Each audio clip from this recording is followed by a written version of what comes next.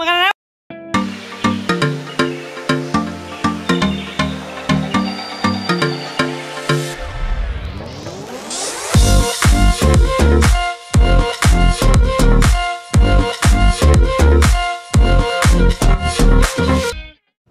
Halo teman-teman, apa kabar semua? Semoga tetap dalam perlindungan Tuhan, tidak sakit, pokoknya tetap sehat terus. Jadi hari ini aku mau cerita sedikit proses yang Tuhan kasih buat aku. Ya semoga ini bisa terberkati buat teman-teman yang lain juga. Jadi tahun ini pada tanggal 7 Maret, jadi aku pulang ke Indonesia. Kenapa? Karena adik saya akan ada wisuda gitu, jadi aku harus pulang ke Indonesia. By the way, aku sekolah di Taiwan, jadi harus pulang ke Indonesia. Dan berita COVID-19 ini di Taiwan pada saat itu udah sekitar ada 50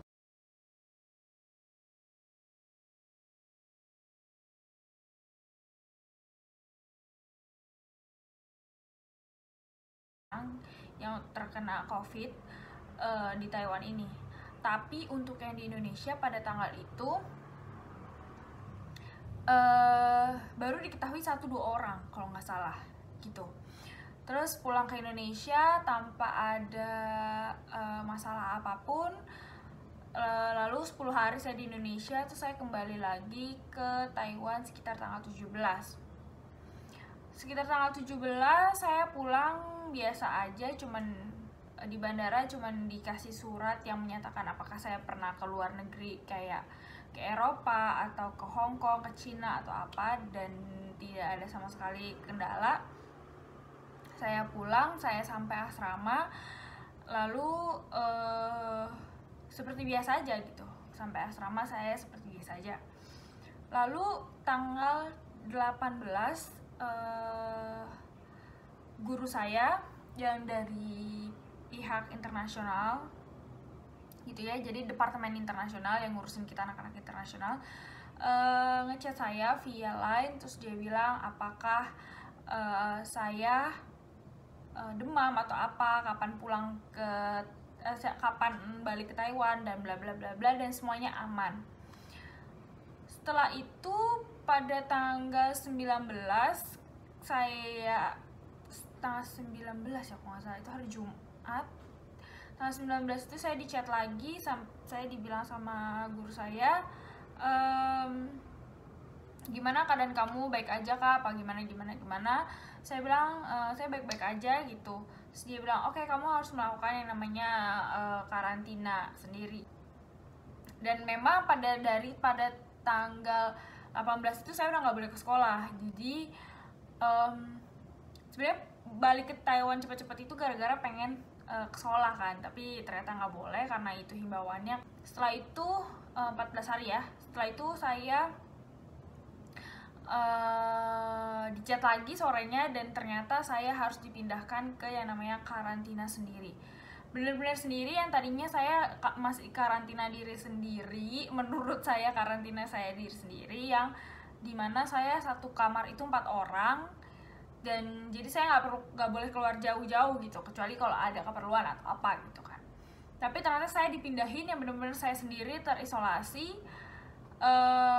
Di situ saya merasa kayak kok gini banget ya, kan gue sehat gitu, merasanya gitu. Cuman tanpa perlawanan, tanpa mau tanya panjang lebar. Terus sampai tanggal 2 sih sebenarnya, sampai tanggal 2, dan ini udah hari ke-8 saya di karantina. Hari pertama di karantina sendirian, terisolasi. Jadi pokoknya terisolasinya seperti ini. Jadi kalau kalian bisa lihat di situ ada resepsionis, terus kayak kehalang pintu gitu, jadi dipisahin. Terus di sini ya pokoknya gelap, jadi nggak boleh ada orang masuk kecuali kalau kepentingan kayak ngasih makan atau apa. Terus di sini dipisahin lagi dengan pintu koridor gitu. Setelah dipisahin oleh pintu koridor, jadi orang-orang itu cuma bisa lewat dari situ aja. Terus ini adalah pintu kamar saya gitu. Jadi ada 3 pintu buat tangan. Terus abis itu alat temperatur.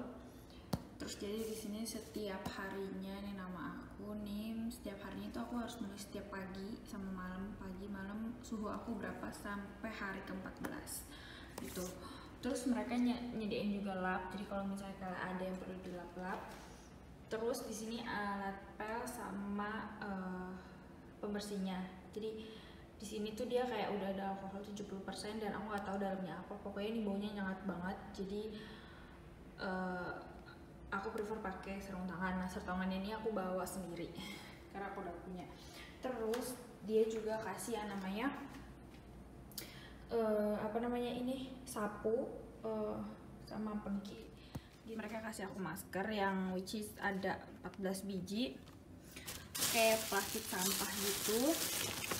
Kita masuk. Jadi ini pintu depan kamar aku ya. Jadi di sini ada beberapa kamar, tapi ini khusus buat yang kayak karantina gitu.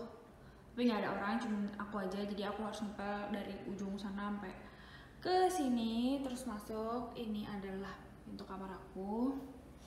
Dan kita nggak dikasih AC sama sekali, aku nggak tahu kenapa. Terus ini ada toilet ya. Ini setiap pagi sama malam nih pasti aku semprotin alkohol yang di depan tadi. Terus di sini maaf udah agak berantakan, jadi ini ada wastafel. Terus ya sama nih wastafel juga gitu buat tempat mandi.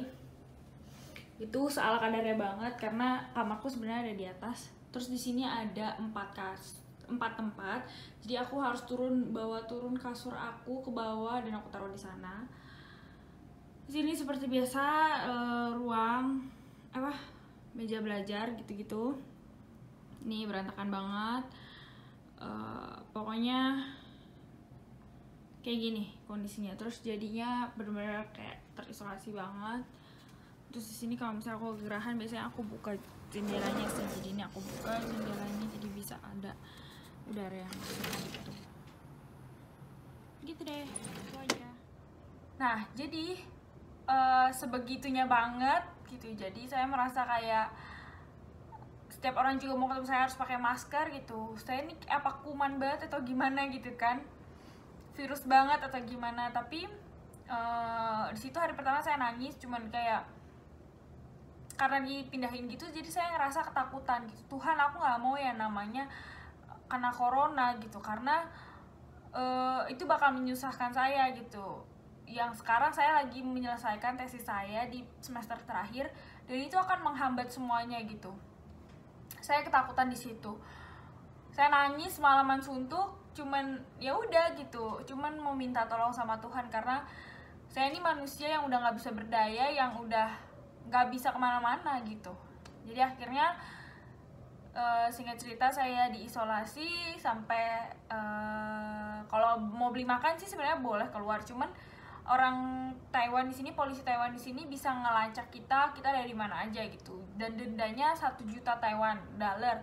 Jadi itu kalau di Indonesiain agak lumayan mahal juga, agak lumayan, bukan agak lumayan, itu mahal banget untuk sebuah denda. Jadi daripada gimana-gimana saya lebih baik menyusahkan teman saya terlebih dahulu. Jadi kayak saya minta tolong sama teman saya untuk beliin makan atau gimana. Ya nggak banyak yang bisa saya lakuin di karantina. Saya cuma makan, tidur, ngerjain tugas. Tapi puji Tuhan di hari kedua, hari ketiga saya bisa melewatinya dengan sudah lumayan lapang dada gitu, karena ternyata nggak buruk-buruk banget gitu. Saya harus punya positive thinking.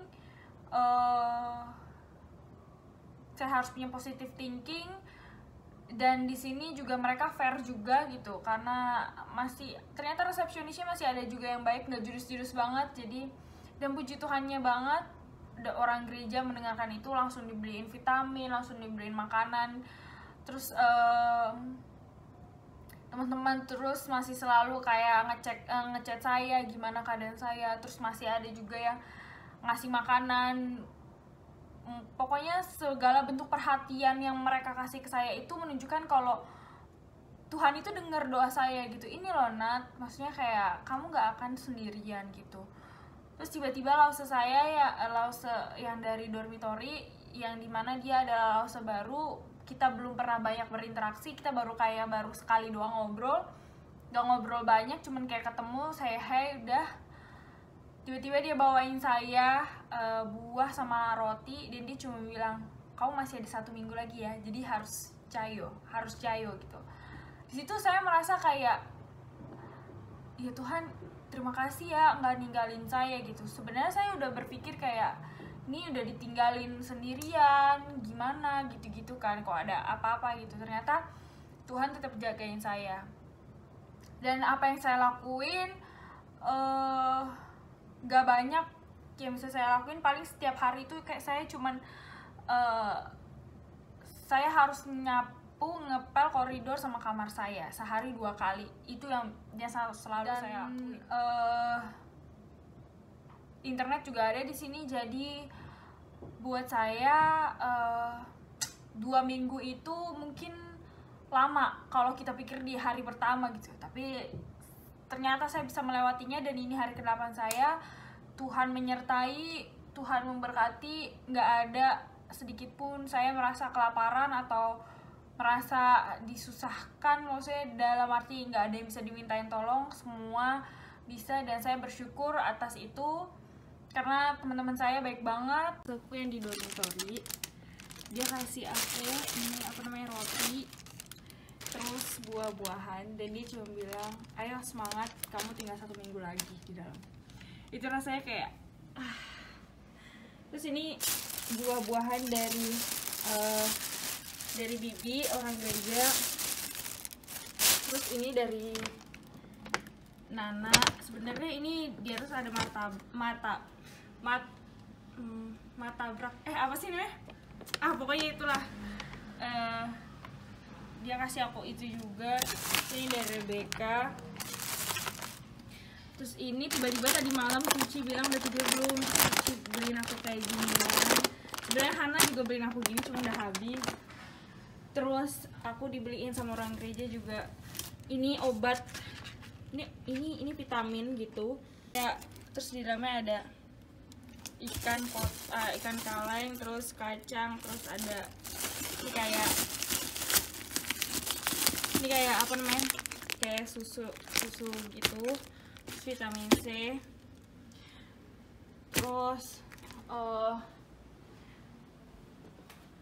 Terus ini setiap harinya teman aku beliin aku kayak gini. Ini Rania, Desi yang ngelakuin kayak gini.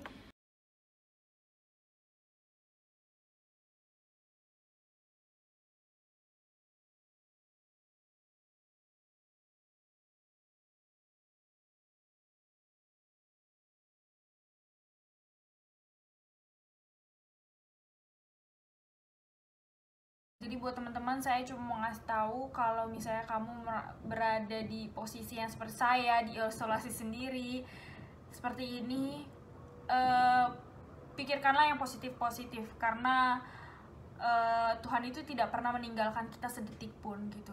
Dia hanya cuma mau melihat apakah kita mampu melewati pencobaan ini, dan setiap pencobaan itu pasti selalu ada jalan keluar ya. Jalan keluarnya itu adalah Yesus gitu teman-teman. Terima kasih udah mau mendengarkan curhatan saya. Semoga ini bermanfaat, dan tetap harus stay clean. Jadi kita tetap sehat juga gitu. Makanan pokoknya terus kayak harus ngepel juga setiap hari supaya tidak ada kuman-kuman. Oke, itu aja teman-teman. Terima kasih untuk semuanya, dan bye-bye.